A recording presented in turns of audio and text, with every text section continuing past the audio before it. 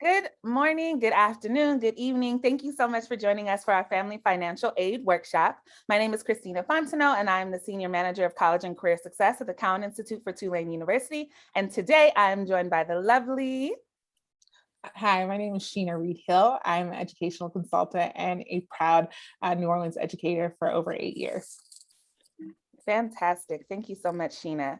Today we will be covering preparing for college costs, getting ready to apply for financial aid, some of the types of financial aid applications, zooming in on need-based versus merit aid, types of federal aid that's available to students, the CSS profile, some FAFSA policy updates and overview, and then things to do after FAFSA, as well as our specific state scholarship program, so how to apply for TOPS, some common barriers and solutions, as well as financial aid resources.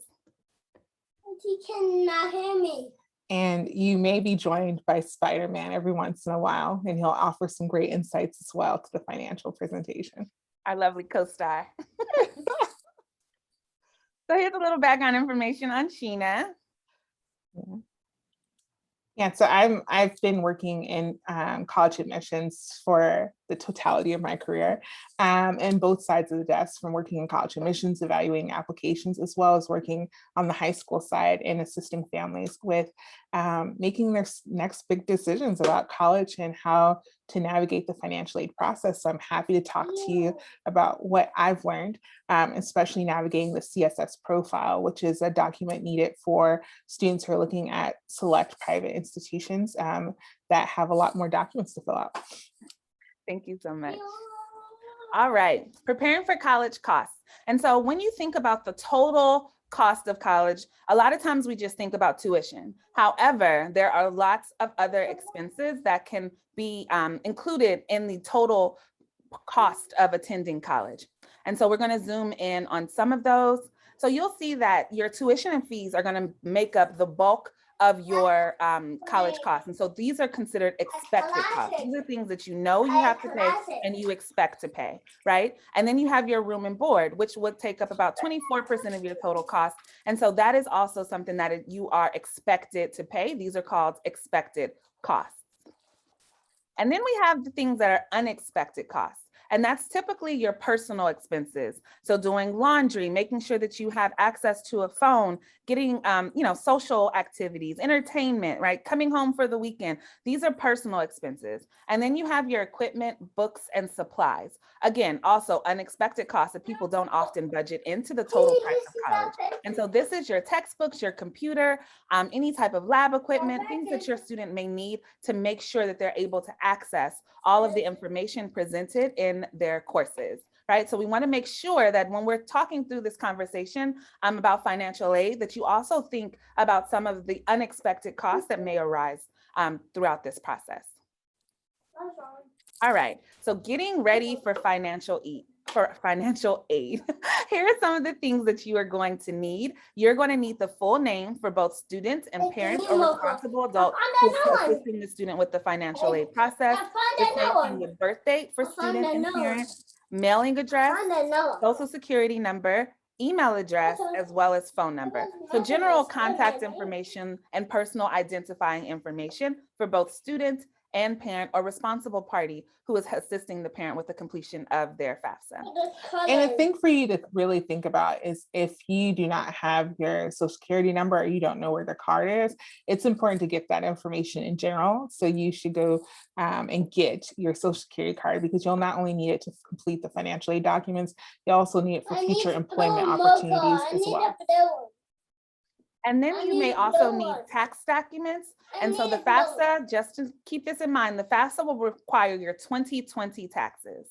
The CSS profile will require the most recent tax year. So if you have a student that is going to do both, it can get a little bit confusing. So just make sure that you keep in mind 2020 for FAFSA, right? And then most recent tax year for CSS profile. You may also need your W-2s, bank statements, as well as asset information. The CSS profile does require a lot more detailed asset information, so you want to make sure that you have that information on hand as well.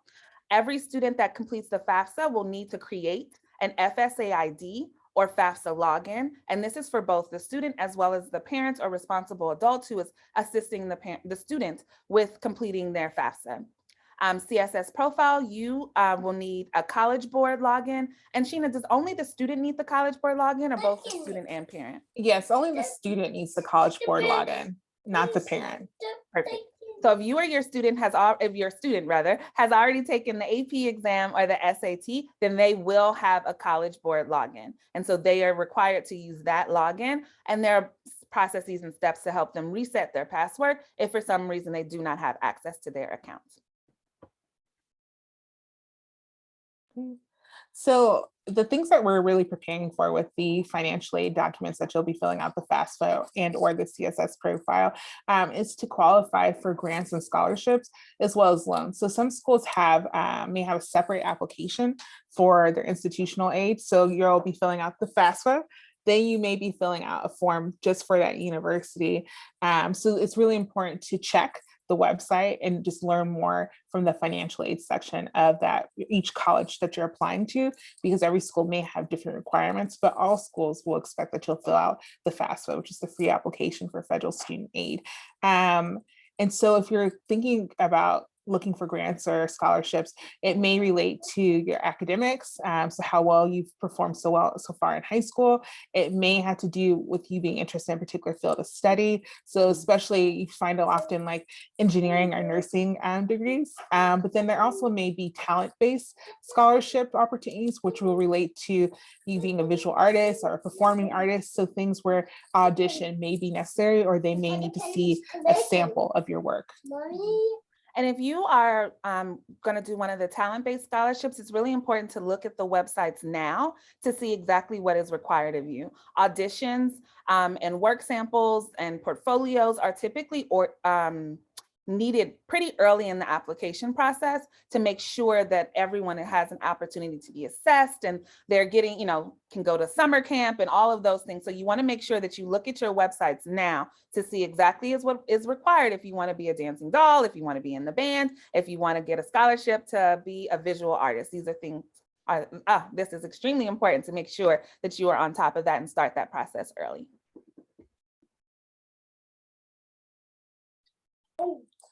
Great. So there's a big difference between need-based and merit aid. Like we said before, you'll need to fill out the FAFSA for most of the aid that you'll receive from an institution, but especially if you need money in order to go to college. So you're acknowledging that without support from the federal government, from loans, from grants, from aid, from scholarships, your family would not be able to afford to send you to school. That's why the FAFSA is necessary. It will not be open to October 1st. So please remember that anything before then is not the one that you need to do. But you'll also need FAFSA for TOPS to be considered for that as well. So if you're thinking about even going out of state for college, which I know some people may be doing, you still should complete the TOPS application. As we know, life happens. And so you need to actually fill that out in your senior year as a backup or just in case. And if you know that you're happy in the great state of Louisiana and you have nowhere else that you need to be, that TOPS form needs to be filled out as well. The CSS profile, just like the FAFSA, is required, I believe, annually, but the CSS profile is specifically for private universities and colleges. So again, that's why you're going to look at your financial aid website for every school you're applying for, because every school has different requirements, like we talked about with different documents. For merit aid, we already talked about how it can be rewarded for talent, it could be for leadership, for co-curriculars. So you can actually make sure that you will look at the school, see if they have a separate scholarship application. Other schools will consider what you provide and will automatically consider you for a scholarship. So it really just varies. It's really important that you're not just looking for scholarships through the schools that you're applying to, but also outside sources, and we'll provide links for those spaces as well. For everything, because there's so many dates to keep track of, you want to have some type of list or tracker so that you can keep yourself on schedule with getting everything done. Thank you.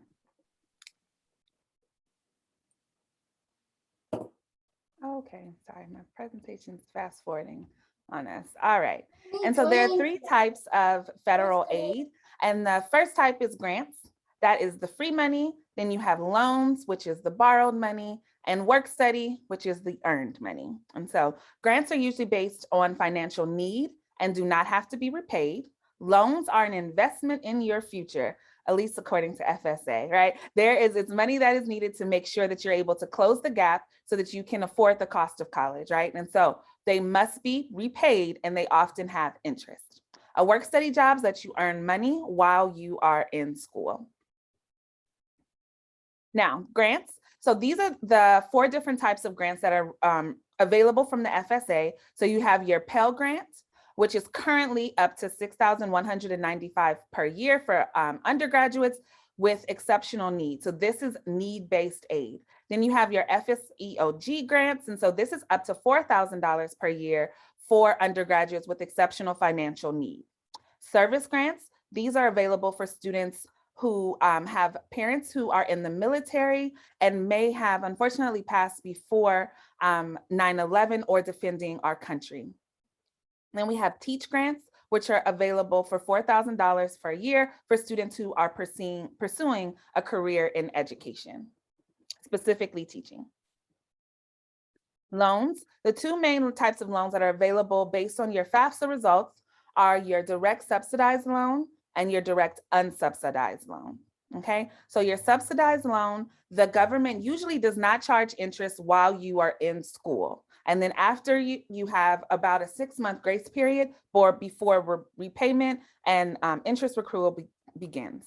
And then the direct unsubsidized loans, those are, you qualify for those based regardless of your financial need, and those begin to accrue interest at the time the loan is dispersed.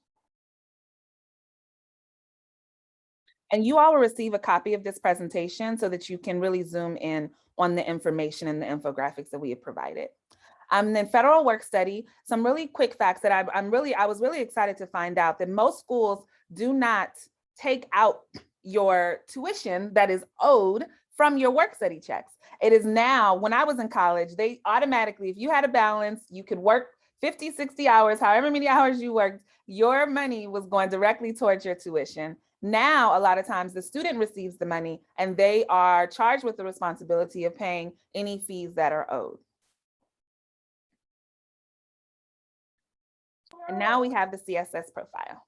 Great. So the CSS profile is what you'll need, as we said before, for a select institution. So a great school to think about locally would be like a Tulane University, right? So if you're thinking about anything like Posse or Questbridge, or you're just applying to schools out of state that you know for a fact are private, the CSS profile will be needed for institutional aid in addition to the FAFSA. It must be completed. It's going to be a little bit more in depth. So I'm just going to be honest, the CSS profile, I would say it's a little bit nosy, right? But they want to make sure that they have a really clear understanding of what the family assets and information is beyond what the FAFSA may ask. And so it's available just like the FAFSA on October 1st on the College Board platform. So if you already have an AP account or you completed the SAT test, then you'd have a College Board account already, and that's what you'll use to log in for the CSS profile. Otherwise, you will create a new account. You'll need the W-2s, like we said, the College Board account, and then the most recent tax returns. And there may be some questions about mortgage or about assets, like, and so that's something that might come up and your parents may need a reference as well. Great. So there's a link here. This is just kind of a visual, but there's actually a link that shows you all the participating institutions that expect a FAFSA and a CSS profile, but namely the CSS profile for the 2020-2023 school year. So you can reference this link when you receive the presentation so that you can check for yourself. That might be a little bit easier than having to go to every school's website, but you still need to look at their financial aid websites because they may have a different form. And so you're still going to check. This just may make it easier so that you can start thinking about what schools might need what on your list. And if you don't find your school on this list, that means you do not need to fill out the CSS profile. So you're good to go. So The difference would also be between the FAFSA and the CSS profile is the CSS profile wants reports for all parents. It's whether they're living, deceased, your current step parents, or your parent's current legal partner, as well as legal guardians and legal guardian spouses. Conversely, for the FAFSA, it's only meant for your biological parents to complete that form. So there's a difference. As the CSS profile is asking for so much more information about your parental support unit, they are going to be asking you to report no more than 4 people. So there are instructions, and again, we linked all this information so you can go and look at the tutorial on the section for parenting. And so it's really helpful just so that everybody can know what their responsibilities are and what, because if you have a step parent, or if you have to get information that's beyond your actual household, but relates to one of your parents, it's important to know that now and to share that link with people that might need it. Cool. So the CSS profile wants to know more about your assets. So that's about cash, savings, checkings. And they also want to know about your home, your investments, real estate, business, farms. And so frankly, the CSS profile is available because they want to make sure that nothing is missing in terms of forms of payment, because any aid that the institution is offering is generally need-based first. So they're trying to make sure that folks who say they need money actually need money. So if you're like, I do not have a farm, there is no other business, there's no other real estate, that's okay. And you can just click no or 0, but you still have to be asked the question just so that the college can cover all their bases. And that's just their process.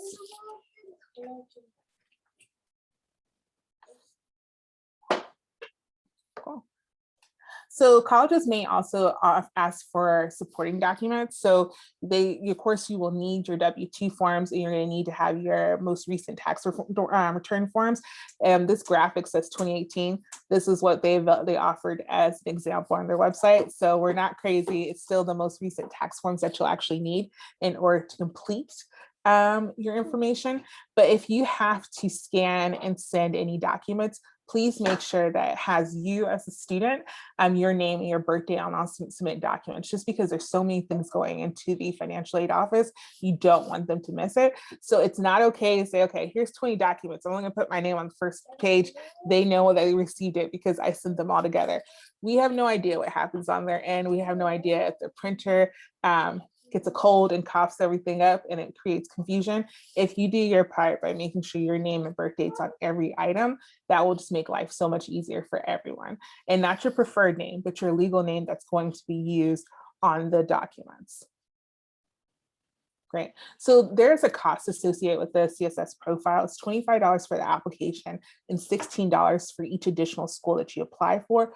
But there is the option of having a waiver, and that's available if you received a fee waiver to complete the SAT. It also is for anyone who has a family adjusted gross income less than $100,000. So this is a big update from the previous year, because in the past year, it was $45,000 for a family of 4. So this new update is really acknowledging that there are a lot of there are a lot of different circumstances that families are in, and they want to ensure that the the CSS profile is not a hindrance to completing the necessary documents to be considered for institutional aid. And so that's great. And also, if you're the student, or if you are awarded of the court and you're under the age of 24, you also will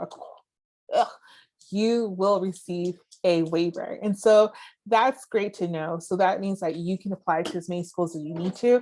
I'm not recommending that you apply to 20 schools, but if you are applying to a list of schools, you don't need to worry about like where I'm going to find this cost for everything. And just in general, we want to encourage you to really consider whether or not your family can afford the cost of these applications. And if you're like, wow, this is too expensive for my family, you need to ask for waivers for your college applications. Anything where there is money that they're asking you for, your return is like, is there a waiver available? If you know that you need one for one part, you will probably need it for others.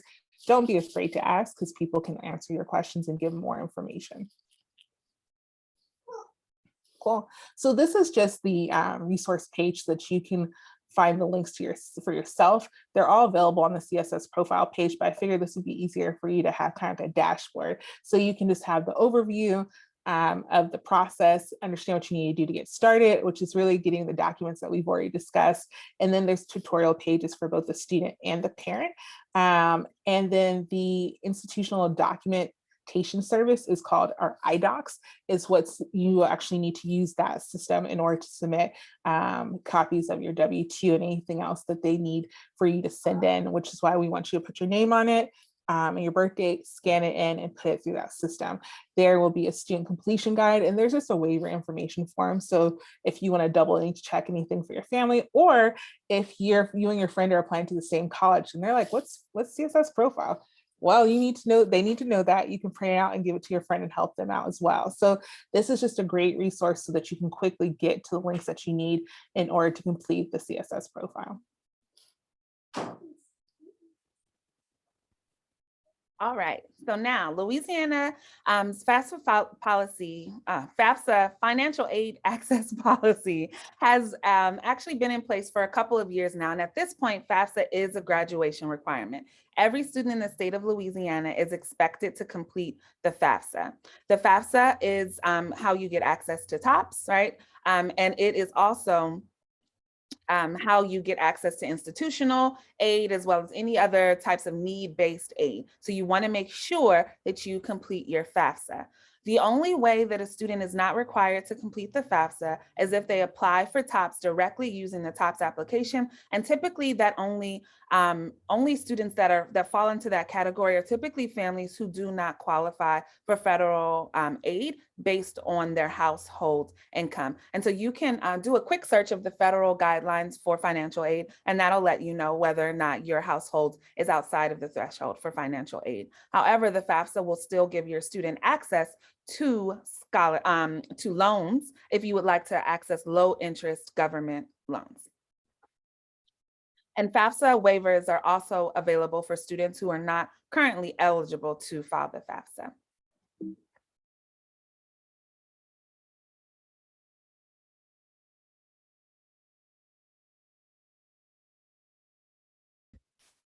Was I muted the whole time? You're muted now and I can't hear you. All the fun things with technology, everyone. No, we could hear everything until you got to this slide. So you're fine. Okay. Yes. Thank you so much. So this is that was a video available on the FSA website, and they have a ton of resources, and it really can walk you through completing the FAFSA step by step. They have line by line tutorials, lots of information and resources that are available to students and families. Now, there are 8 basic steps to complete the FAFSA, and there are a million little steps in between. So it'll take you definitely more than 8 minutes to complete the FAFSA, but we wanted to try to break it down to kind of help lump things together. So the first step is that both the student and the parent need to create a student, an FSA ID or a FAFSA login. And the FSA ID is used to actually sign and submit your FAFSA. It acts as your secure electronic signature, and it typically consists of your username and your password that you create. It is not assigned to you, okay? Because I know back in the day our FAFSA pins were assigned to us, but now you're able to create your own. It is also required for entrance and exit loan counseling, which is something you'll have to do if you decide to take loans to help cover the cost of your education. After you are, or throughout the process, you can always log into the FSA website to check your student loan balances. And then once you are done, you can use it to also apply for income-driven repayment. So you will use your FSA ID for pretty much ever. As long as you are attached to loans or anything having to do with federal aid, you will need to keep your FSA ID. So we always encourage you to make sure that you keep it safe. A lot of times we have parents or families that'll write it in their tax folder with all of their tax documents, or they'll keep it with birth certificates and social security cards, anywhere where you keep your really secure and important information. And just to clarify, if you as a parent have already created an FSA ID in the past, either for your documents or to help fill out financial application forms for an older child, you don't need to create another FSA ID. You just need that same one, and that's for all items. Yes, and if you don't know your FSA login or PIN anymore, you can reach out to the FSA office, and their FAFSA chat on the website is super, super helpful, and they will be able to help you reset in order to get access to your information. And so this infographic, you can use it to help follow the steps to create your FSA ID. And again, make sure you keep it in a very secure place so that you will be able to access it, because you will need it every year that you apply for FAFSA. All right, then you can log into fafsa.ed.gov and you can begin your FAFSA. So you start by entering your demographic information. This is student demographic information, a list of schools that you would like to receive your FAFSA results. So you want to have at least a few schools available so that you can make sure that the schools that you have on your list begin receiving your FAFSA results. You do not have to know every single school that you want to apply to, right, when you start the FAFSA, but it's good to at least put a few of them on the FAFSA. You can always log back in and add more schools later. So if you're doing the FAFSA and you know for sure you want to apply to Dillard right now, you don't know about any other schools, you can put Dillard on there. It's my alma mater, so it's the best one to put on there. And then you can come back later and add more schools, okay? But you have to make sure that you remember to sign and resubmit after each time you go in and add schools. Okay, so you can add up to 10 each time. And if you decide that you want to do some more, please wait at least 48 hours so that your FAFSA has time to process. It has time to send it out to all of the schools that you have on your list. And then you can go in and put a fresh new 10 set of schools. Although again, as Ms. Reedhill said, we do not recommend necessarily that you apply to 20 schools, but if you must, you can go back in and put 10 more schools. But remember, you have to sign and resubmit after every single time you log into your FAFSA, or it'll just kind of stay in limbo and it'll be as if you've never done it before. Even if you finished everything and you submitted it once, it kind of goes back into the queue as not being submitted if you do not sign and submit every single time. All right. And so there are lots of dependency questions on the FAFSA. Students have the opportunity to apply as dependent, meaning under the care or guardianship of a responsible adult, or independent, where they are the responsible adult responsible for their care, right? And so these are some of the questions that you can ask yourself to determine whether or not you should file your FAFSA as a dependent or an independent student. Just a quick reminder, these are some things that do not necessarily make a student independent. We know that there are lots of responsible students out there who, may file their own taxes. They may live on their own, right? Or their parents don't claim them on their taxes, but that does not automatically make a student an independent student. So you want to make sure that you refer to these questions in the guidelines on the FSA website that determine, that can help you determine your dependency status.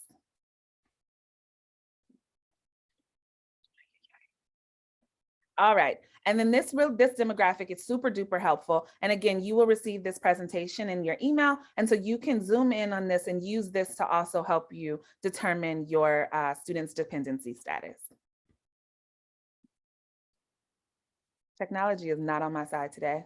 All right, and these are some more questions. I want to make sure, because it's a really big question every year, am I dependent or am I independent, right? And then if you are dependent, who is the parent that actually is going to help you fill out your FAFSA, right? And so these are some questions that you can answer, ask yourself to help you determine exactly who is going to be the responsible parent for the student when they are completing their FAFSA. All right, now, so completing your FAFSA if you live with your grandparents. If you have been legally adopted by your grandparents, then you can use the FAFSA form and you would enter their financial information for the parent. If your grandparents are not your legal guardian, you are required to use your parents' information to complete your FAFSA. Now, there are special circumstances around that. We highly encourage you to talk to your counselor at school, your college counselor, your school social worker, anyone who you are comfortable with at school to kind of help you navigate and really answer all of these questions, because it can get really difficult, especially if you have some special family circumstances. So it's really, really important to have a trusted adult or someone that you really can lean on to help support you through this process. Now, here are some tips to filling out the FAFSA if you are filling the form out without a parent. So you want to make sure that you select you are unable to provide parental information. You can answer no to the special circumstance question, submit your form, then you can contact the school directly to talk through and discuss your situation. But before you get to this point, I really encourage you to talk to a responsible adult, preferably your counselor, your social worker, someone in your school that can kind of help you navigate this process to make sure that you are answering the questions correctly and not putting yourself in a position where it can impact your financial aid. And then next, you want to enter your household financial information. And so again, refer back to those pictures because those infographics will help you to determine exactly which parents' financial information or which responsible parties' financial information should be listed on your FAFSA. And then lastly, you can sign and submit your FAFSA. This is skipping over page. I don't know. Something's happening here. And the FAFSA, just a reminder, the FAFSA is going to want prior year. And so you are always going to use the year, 2 years before the beginning year of the FAFSA. So this is the 2022-2023 FAFSA. That is the one that you will be completing this year. And so you will need your 2020 taxes. When you go to the website, you will see that 2021 and 2022 is still available. That FAFSA is only available still for students who will be starting college perhaps in the spring or in the summer. So that is the reason why the application is still available. You want to make sure that you choose the right one, and that is the 2022-2023 FAFSA. Now, if you know that you're going to go to summer school, like you have an interest in doing that and you would like to access financial aid for summer school, then you would do the 2021-2022 FAFSA as well as the 2022-2023 FAFSA.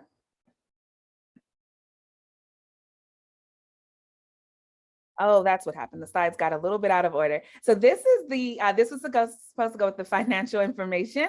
And so this is what the data retrieval tool looks like. And so when you are on the the page of entering your family and household finances, you have the option to connect to the IRS data retrieval tool. We highly, highly encourage you to use the DRT. It is going to make sure that all of the information is accurate because it is coming directly from the IRS. Now, one tip, you want to make sure that when you're looking at that front page of your taxes, whatever the information looks like there, you want to make sure that you type it in the same exact way into the DRT. So if your whole name is capitalized on your taxes, you want to capitalize the whole name on the DRT. If your address is spelled wrong or a number is inverted, you want to make sure you put it the same way on the DRT. A lot of times we have in our heads like, that's not the right thing. We want to correct it. Do not correct it because what the IRS has is wrong. And so if you correct it, the wrong information that's there, they're not going to match up. So you want to make sure that however it's presented on your taxes, even if it's incorrect, right? If your name is misspelled, if the address is misspelled, if the numbers on your address are wrong, you want to make sure that you still put it exactly as it is on your taxes because that is the information that the IRS has. And it will not link your accounts if you correct the information, right? And so you want to make sure that you put it exactly as it is listed. I cannot stress that enough because it can be a really stressful process when the DRT is not reading your information properly. And a lot of times that has to do with us self-correcting just automatically because we know that that information doesn't look right and we know that it isn't right. And that actually happened to me. I wrote Orleans with 2 N's instead of 1. I was sleepy when I filled out my taxes. And so when I was trying to go back and use IRS tool, it didn't recognize my information and said that my profile did not exist. And I was like, I pay my taxes. I need to know where things are. So please just be really mindful of what you have on your forms because that's really ultimately all that matters because that's what they have in the system. Thank you. All right, and so just so that you know, any stimulus checks or federal COVID-19 grants that you have received, that you may have received over the last almost 2 years, right? That is not to be included. You do not have to include that in your income. And then we sign and submit. And so this is the page that you'll get to, and this is what it looks like. And so you see, you need a student signature as well as the parent signature. So both people need to use their FSA ID login information to sign and submit the FAFSA. If just one party submits and signs, it is still incomplete. Both parties need to sign and submit. Congratulations. You have completed your FAFSA. So you will see this screen pop up, and this denotes that you have in fact signed and submitted your FAFSA. And then you can use this to look at your student aid report as well. And so if you scroll all the way down, like you'll see here that there's a list of the schools that are on your FAFSA, and it'll also provide you with your estimated family contribution, which is your EFC, which is used to help calculate how much your student may have access to by way of Pell Grants. All right, so where does your information go once you submit your FAFSA? So the first people that get the FAFSA is the federal government, of course. And then the schools that you have listed on your FAFSA, they will begin, or any state agency. So if you list LAFSA, so they can get the information for TOPS, they will all receive that information. Your school's financial aid office or whomever you have sent it to will then review the information, and they will use that to calculate your aid. Okay, and then your school will then send you an award letter that lets you know exactly how much aid you are eligible to receive. But once you receive, after the FAFSA, once you complete it, you will see your student aid report. So your student aid report is pretty much an electronic summary of all of the information that you have listed on your FAFSA. If you have done validated your email address, and that's something I did not enter. When you're making your FSA ID, make sure that you follow the steps to verify your phone number and to verify your email address.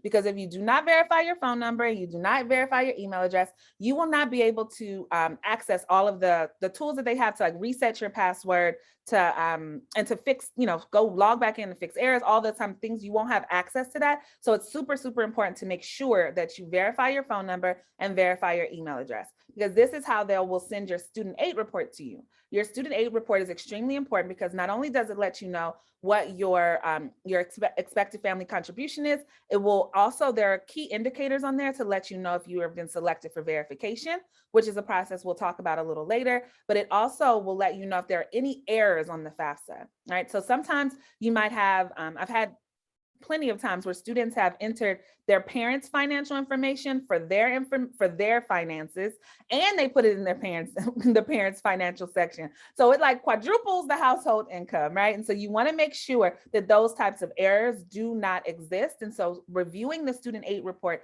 after you've completed the process is super important, because you can catch any of those little errors. Sometimes students will click that they're going to graduate school when they are all indeed first-time freshmen. So you want to make sure, because if you list that you're a graduate school, that changes the way your the aid that you have access to. So that can be, it's a small mistake that has really big, can have a really big impact if you do not catch it right away. So you want to make sure that you review your student aid report so that you can see any errors, get your EFC, look to see if you were selected for verification, as well as review the list of schools that your FAFSA has been sent to. And so this is an example of what your student aid report looks like. And so when you log into the FAFSA, you can view your student aid report as soon as you log in by scrolling down. And you do not have to always just log back, because if you log back into your FAFSA, your actual FAFSA, then it'll kind of make it seem as if you have opened it and you were trying to make a change. So instead of doing that, you can just go scroll down and look at your student aid report. And that way you don't risk the chance of opening up your FAFSA and kind of putting it back in limbo, because if you open it up, they're going to expect you to make a correction, to do something. And so a lot of times you want to make sure if that happens, just add another school and then sign and submit it so that you can make sure that your FAFSA stays complete. All right, verification. So verification is something that will happen. There are a lot of ways to try to reduce the likelihood of it, like such as using your data retrieval tool to enter your information. But just to be frank, some students groups are actually singled out a bit more. So if it shows that your family does not have substantial income or income at all, the government or the school will want to say, are you sure you don't have money? I'm certain. So they'll actually need to do this. And this is something that on the political front, folks are trying to change, because if you've taken the time to fill out your FAFSA, you should be done. But just to know, if you get flagged for verification, you'll get a letter in the mail, or you'll have some type of denotation on your student aid report. You need to follow up with that. You will not get your financial aid package until that is actually handled. So verification is something you need to do. And it's just meant to verify the household income, and you will need to be complete for every school that requests you do so. So just have those documents ready. You'll may need to send verification according to, like, your filer status, your W-2s, whatever, the tax transcripts. And so if your family is eligible for full aid, then they'll ask for those things in advance. So just please have those ready, and you can actually get your tax transcripts now, so that it's not something you're gonna stress out about when you say, hey, my family's been flagged for verification. Okay, I've been warned about this. I have my family's tax transcripts. I can send it in, no problem. But what you'll do is you'll go to the IRS website and you'll use your family's information, you'll log in, and you can get your tax transcript printed, or it can also be sent to you.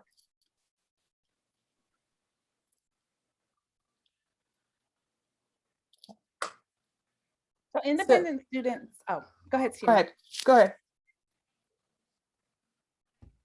Independent students may need to show proof of non-custodial waivers, emancipation documents, and death certificates. And so this is why it's extremely important to have a trusted person to kind of help support you through this process.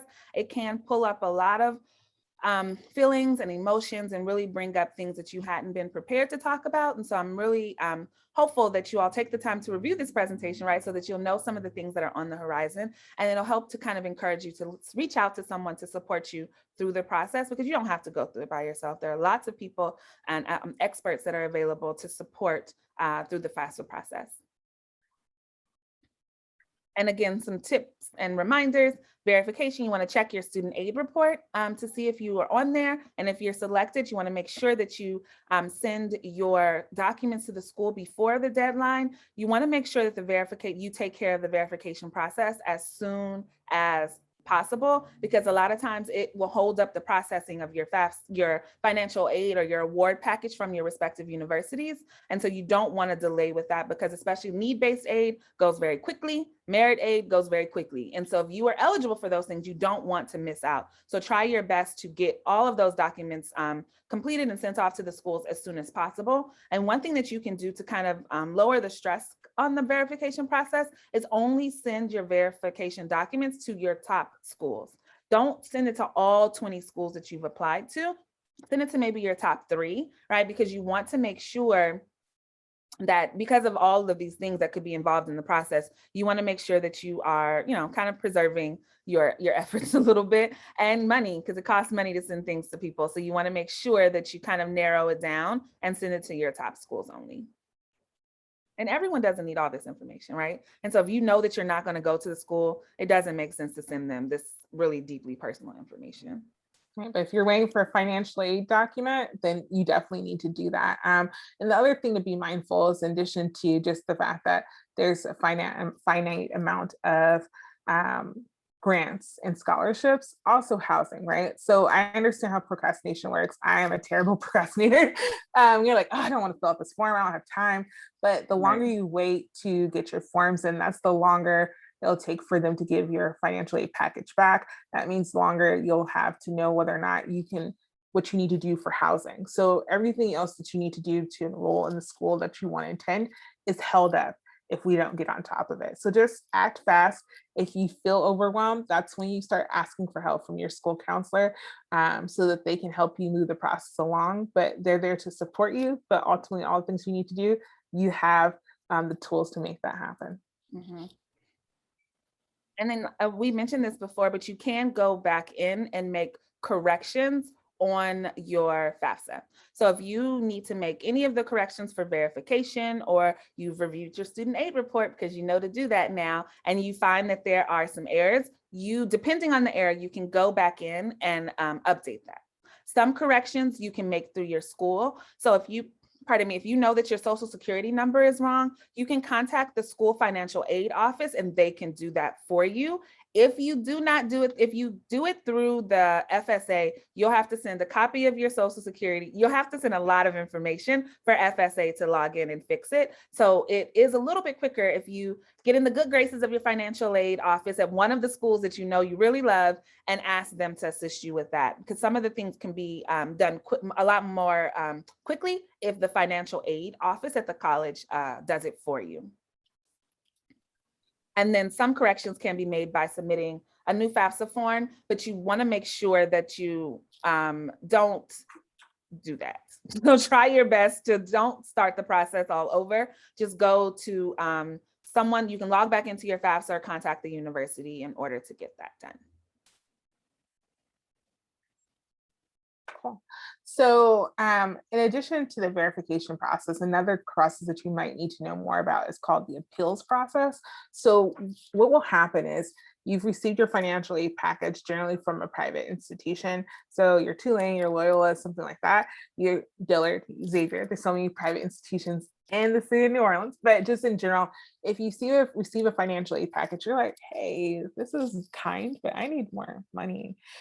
So what that means is not that you want more money, but rather there is a gap in the award that's being sent to you. So that will make it difficult, if not impossible, to attend that college.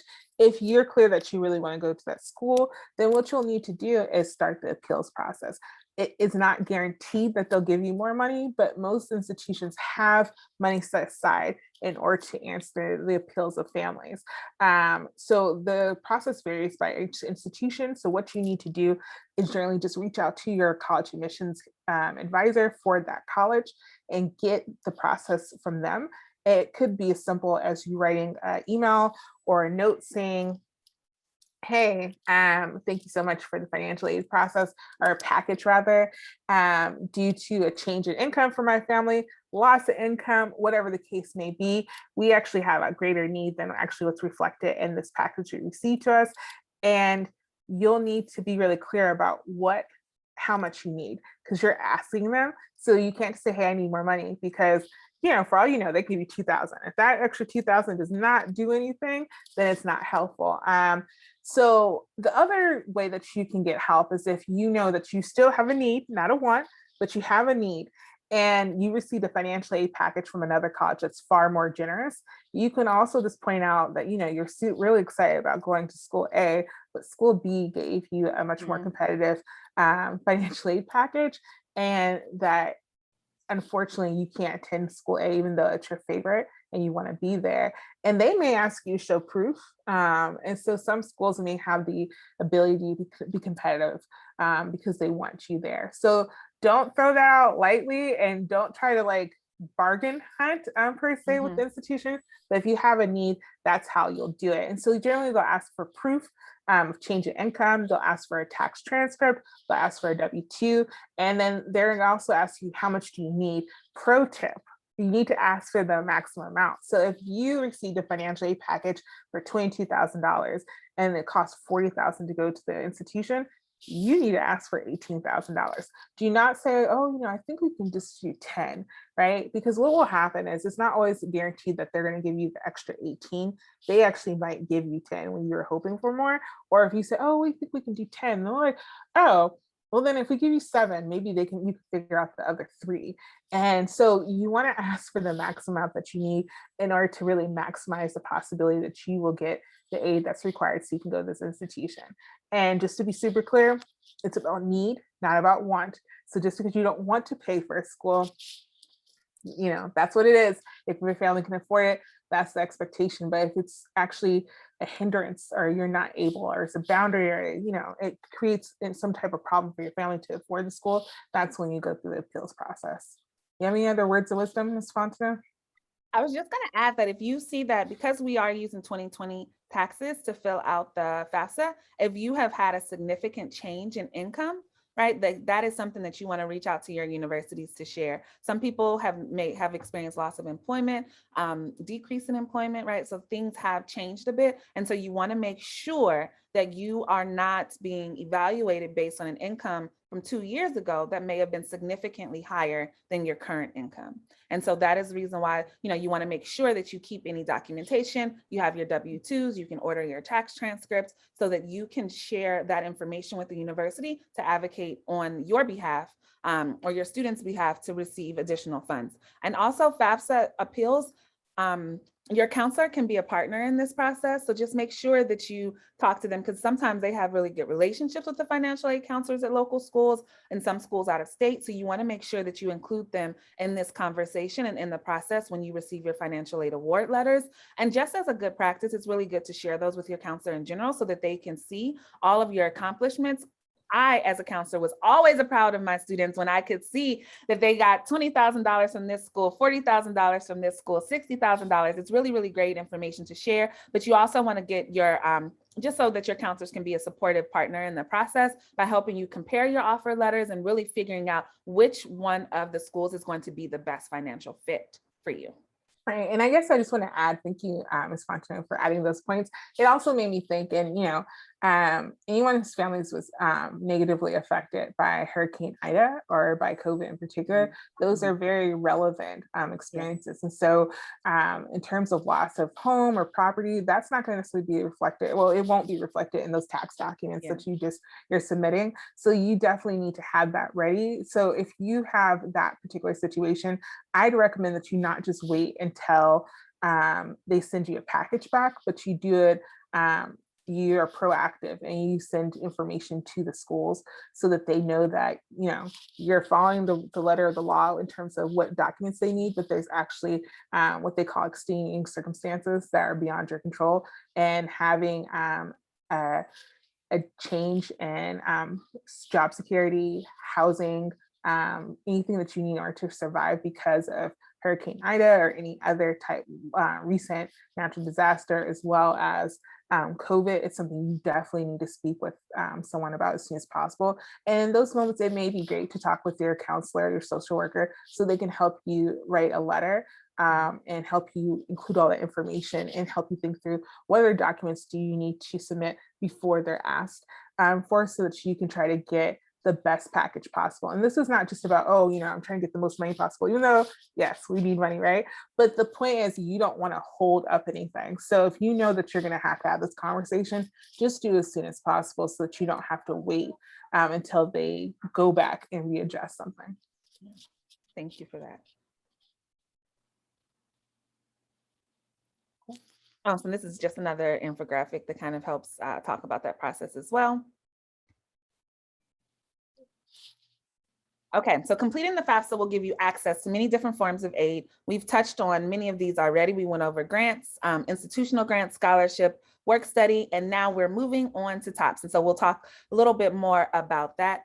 But again, even if I want to make sure that this is clear, even if you do not meet the requirements that are outlined by a grant, loan, or scholarship, there are instances in which you will be required to pay those back. So you want to make sure that you read the guidelines and the requirements for any type of aid that you receive, because federal aid, even though Pell Grants start out free, if you do not uphold the requirements, and usually it's considered satisfactory academic process or maintaining your enrollment requirement, if you do not do that, then that money will turn into a loan and you will have to pay it back. So you want to make sure that communication is so important. So if you find that there's something going on and you are just overwhelmed with school, there's a family emergency, something happens and you have to leave school before the semester is over, communicate, and over communicate to your school that this is happening, because sometimes there are systems and structures in place to protect and to save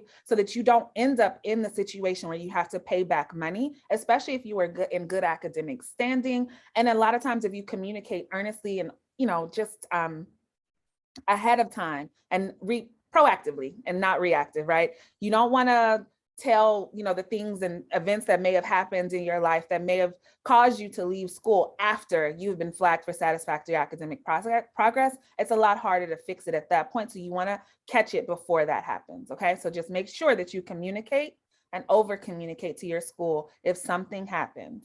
Okay. All right, so after you complete the FAFSA, there are a few different things that you need to do in order to be able to access your financial aid. Okay, so completing all of the steps required with verification. So if your school sends you a verification notice, you want to make sure that you submit all of those documents and do so in a timely fashion, because again, that will stop you from being able to access your financial aid, because your financial aid application is actually considered incomplete. So you want to make sure that you do that, complete that whole process.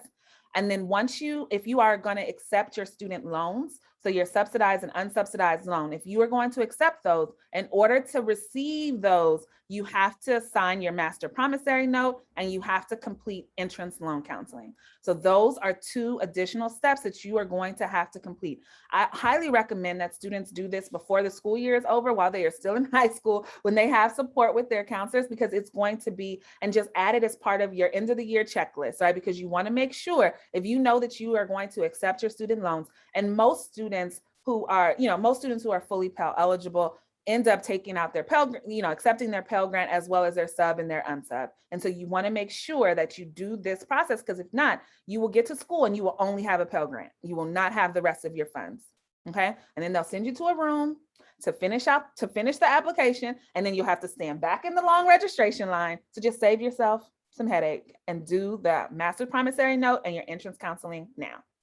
Right. And your counselor at your high school may mention a lot of these things to you. And because it relates to money, sometimes it can feel like your counselor is being nosy, or is just too interested in your family's personal business. Mm-hmm. We promise you, we do not want to know any more than what we need to know. But because we were both in the position of having to take out student loans, and I'll speak for myself, for both undergraduate as well as graduate school, we really understand what debt looks like. So when we're talking about scholarships, we're talking about forms, when when you have a counselor who's super in your face, like, hey, where's proof that this got done? This is all from a position of deep, deep love and wanting to make sure you have everything you need so that you do not have to experience having to go to the back of the line after filling out paperwork and having to make frantic phone calls and figure out how to pay for things that should have been done before.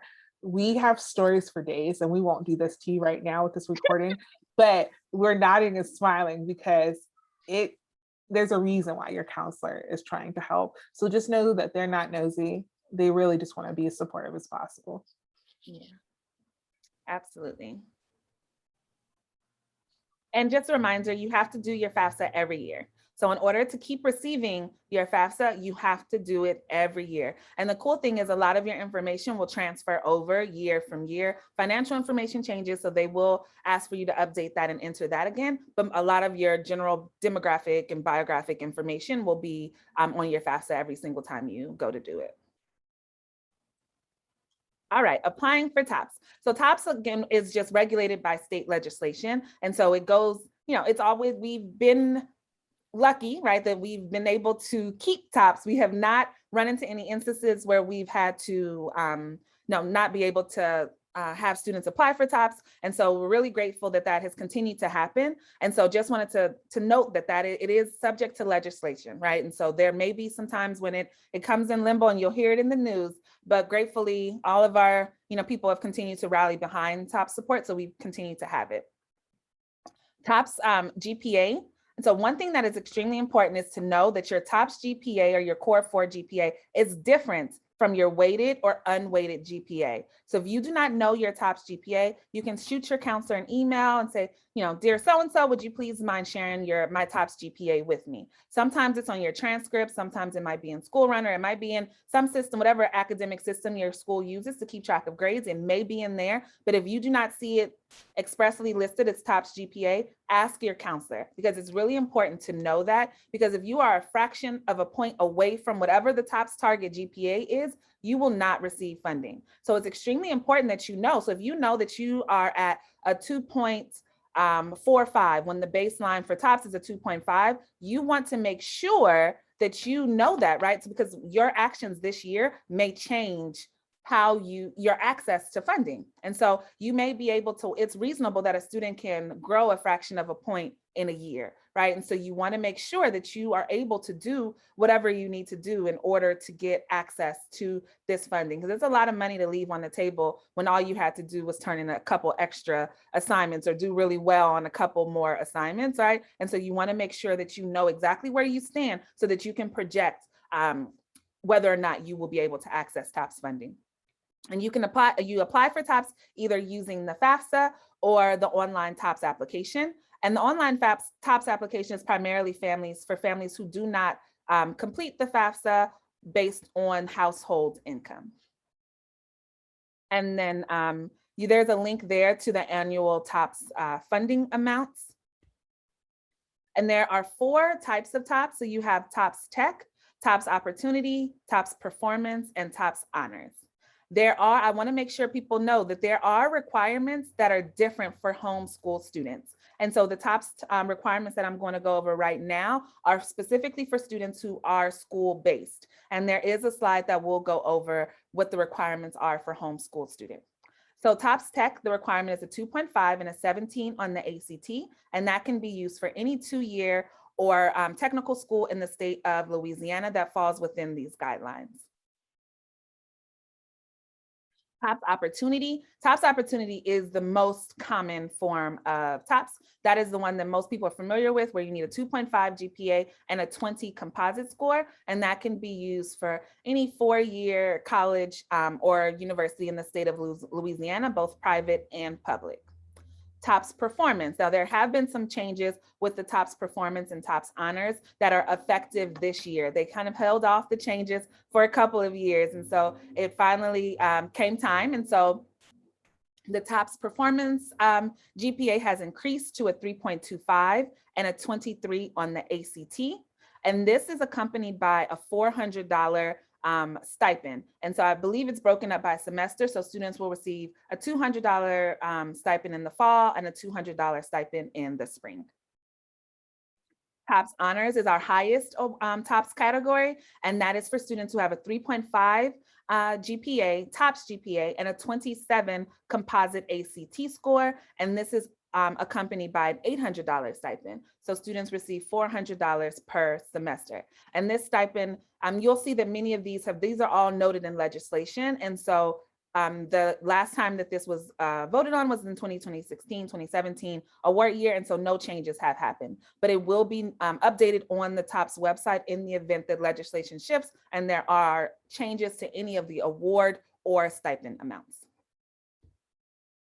Now, for students who are in home study, they can begin applying for TOPS their 12th grade year by either completing the TOPS form or the FAFSA. You have to make sure that you indicate that you are homeschooled either on the FAFSA or the TOPS application, and their names will automatically be sent to LAFSA for them to evaluate for TOPS, okay? LAFSA also requires information regarding the student's 9th and 10th grade years before processing their eligibility during the summer before they graduate high school. So you want to make sure that during this process, you get all of the information possible to LAFSA, and they'll probably reach out to you if there is any information missing.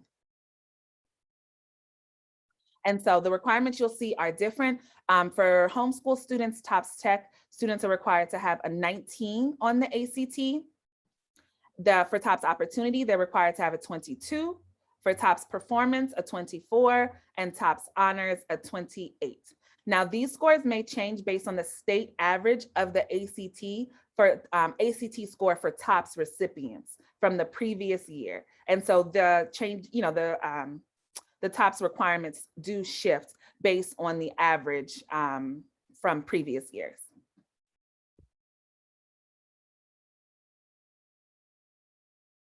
So there are a lot of common barriers to actually getting what you need. And so they're very simple and we've talked about them, but we just want to reiterate them. So if you find that you're not getting a document and you thought you sent it or you thought you did something, you need to go back and just double check. So forgotten usernames or passwords, you need to keep track of that however you can. So there are online systems such as 1Password. You can also have, if you have a trusty handy notebook, Blue's Clues language. I have a 3-year-old.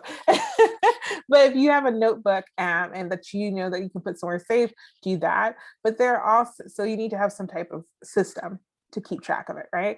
But then you can also use the FAFSA help chat and just make sure that you've entered information such as your email address and your phone number, because those are forms of verification. So Ms. Fontenot mentioned earlier, you need to do that. Don't just give the bare minimum in terms of info. You should fill out in complete, as complete as possible, so that if something's missing, this is how they'll double check.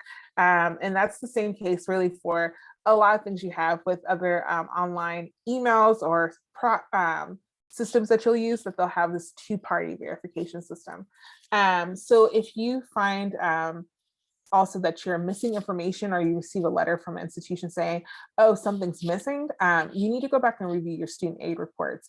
And that will usually show where the problem is. And so it's not good enough that you just fill out your FAFSA, you get an email saying your student aid report is ready. You don't say, okay, great, see the email, that means it's done, right? You should actually take the time to open the email, look through it. And if it feels boring because you're like, I got it, good. It should be boring. It really shouldn't give you any new information, but it should help you check. Like Ms. Fontenot was saying earlier, if you've put your income and your parents' income as your own, as well as their income, you also will be no longer eligible for a substantial amount of aid, and that would be incorrect, right? So your first warning is the EFC is off, right? But if you find, or if they say that you don't qualify for a certain amount of loans, it's because you may have accidentally selected that you're applying for your second bachelor, and the federal government does not give money for that. So there's so many things that you just need to check. Take the time to read over your student aid report to make sure everything is well done. And so if you do not file taxes or will not file taxes, you need to actually have proof from the IRS of your non-filer verification. So you'll again go to the IRS website using the parent's information who's responsible for financial matters. And there's a form that you can request for a non-filer status that needs to be submitted to the institutions. If you know already that your family's in that situation, or your parent knows, then just get those documents as soon as possible so that you can send them preemptively or before you're asked, so that you don't have a holdup on your files, and just letting them know that you're sending it and why. And that can really reduce the amount of hold on your application process so that you can get your package as soon as possible.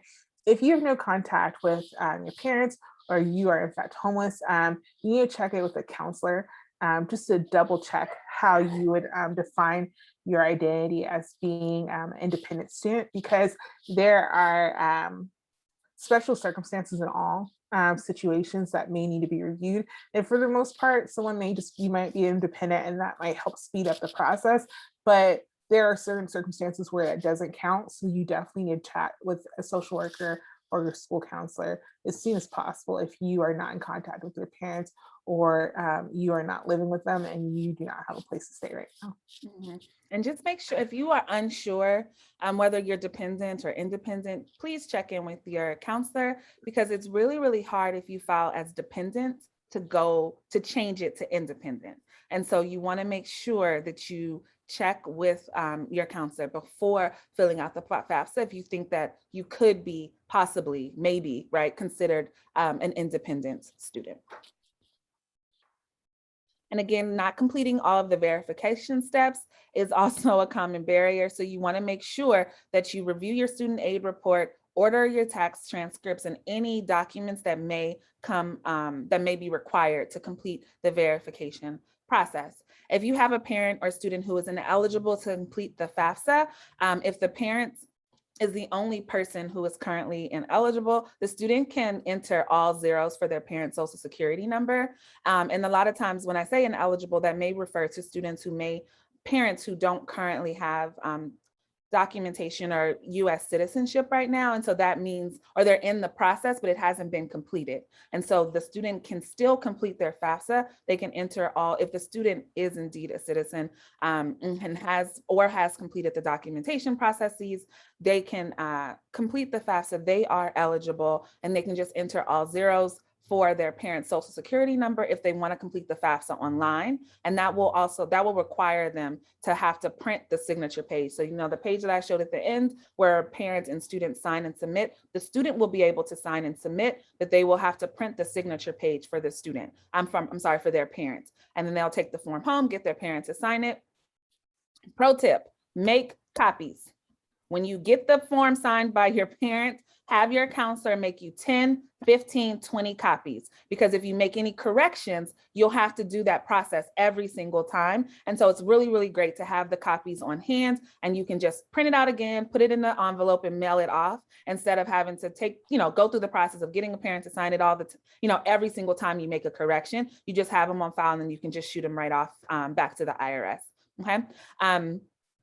You may be required to complete additional financial aid documents by the college, especially if you are at a school who meets full need and they have institutional aid available. They may ask for additional information from you. And then some counselors actually recommend skipping the online FAFSA altogether and just going directly to completing the paper-based FAFSA. Some families have expressed that it helps them to feel a little bit safer with the process. And so you want to make sure that you just think about what is best for you and your family and follow those necessary steps. And it's also, I'm sorry. Now I was just going to say, if you aren't 100% certain, please consult with your counselor. This is really private, sensitive information. So this isn't something that you want to discuss, in your class or anything like that. Make sure that you schedule a one-on-one private appointment with your counselor, your social worker, anyone in the school who you trust to help you through this process. And I just want to point out that it's actually legal for your counselor to ask about your family citizenship status. Therefore, when you hear a counselor say, if you would like to talk about your family citizenship status, or if you or your relative are not a permanent resident or a U.S. citizen, they are giving you this opportunity to speak up because they can't pinpoint you.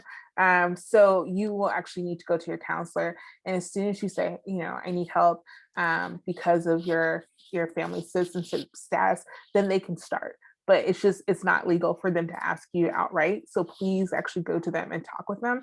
And they can actually give you the next steps on what you should do. And it may vary by institution.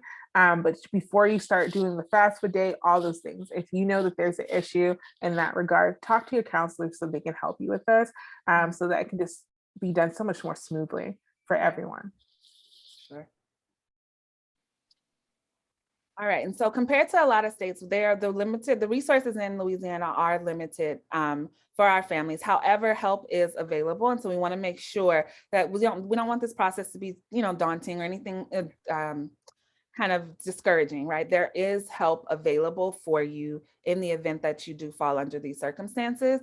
And so, especially for students who have performed really well in school, there are different merit-based aid scholarships locally and nationally that you may be eligible for.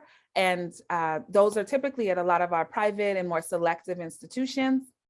And a couple of things that I found from visiting schools is a lot of times, they do have representatives on their campuses who handle situations like this, but they also will allow students, if you are a really high performing student and you get accepted to one of these really selective universities, a lot of times they have funding for you and your family to come and visit to help you feel more comfortable. I've had universities tell me that transportation was available by train or bus, right, to help the family feel more safe and secure in the process. So there are resources that are available.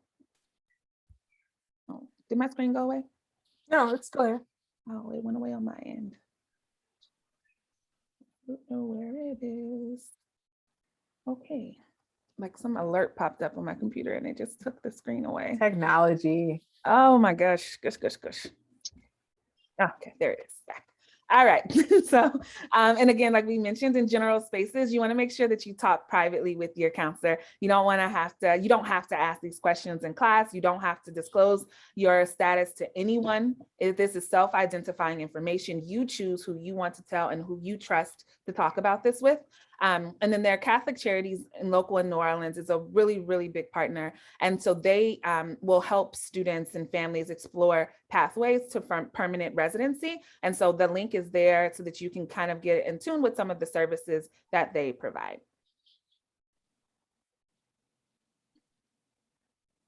And then again, there are different resources available. One of the things I want to highlight is knowing your rights. I think every student and family should know what their rights are, who they can talk to, who they have to talk to, and there really aren't really many people you have to talk to. So just make sure that you are aware of what your rights are, because I think that is extremely important. And then there are also different guides that are available to help students. And so the Best Colleges Guide, I really encourage families and students to read that. It's available in both English and Spanish. College Greenlight has lists of schools that meet 100% financial need for undocumented students. This list was last updated in 2019-2020, but I'm sure an updated list will be available soon. And so what I would often tell my students is kind of find the sweet spot between schools that meet 100% financial need and schools that are test optional. Because sometimes if English isn't your first language, sometimes your test scores may not align directly with your grades. You may have been a stellar student all throughout high school, performed exceptionally well, and you take the ACT and it doesn't reflect the same effort that you put forth in your academics. And so there is a sweet spot of schools that support undocumented students and also will meet 100% need. And are also test optional, right? And so you got to find the intersection between all three of those. And so I would line the lists up with my students and just kind of go across and figure out exactly which schools would meet all three. And then that was our list. And sometimes you just have to do what you have to do because of the limited resources that we currently do have in the state of Louisiana. But I'm hopeful that our legislation will kind of catch up with the times and start to change a little bit.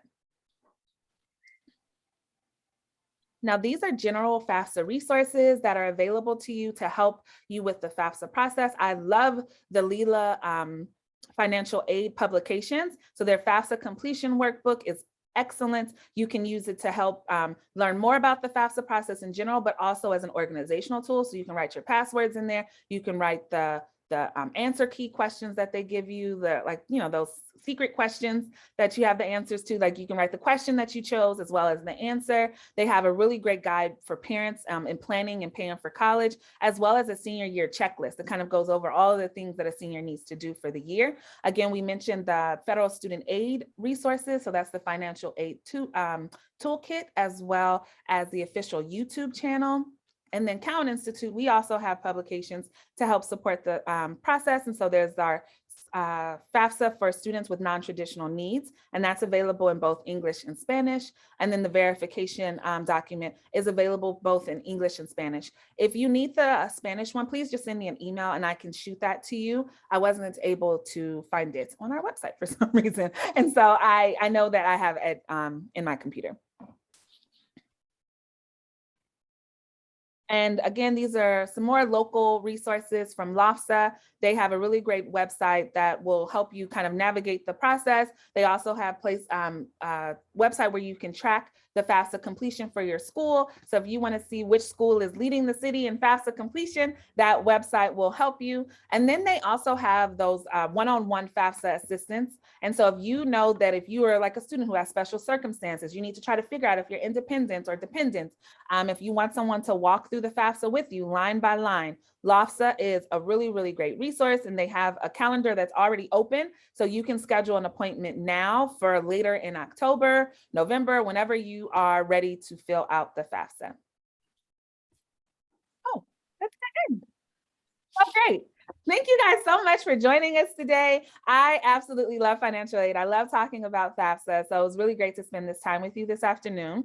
And I thank my lovely, lovely co-host, Miss Ashina Reed-Hill, for her time and dedication to making sure that you all have the most up-to-date and accurate information. Yeah, so if you have any questions, feel free to reach out to us. We both have been in this game, college counseling and support, both the high school and the college side. So we are hoping that this website, not website, but rather this webinar is being really helpful to you. And just know your counselors are there to help you. But then there's also local institutions that may offer financial aid support to help you fill out your FAFSA as well. So please be on the lookout for those, or ask your counselor as well. But we hope you have a great day. Have a great one and enjoy your financial aid and college application journey. See you soon. Bye.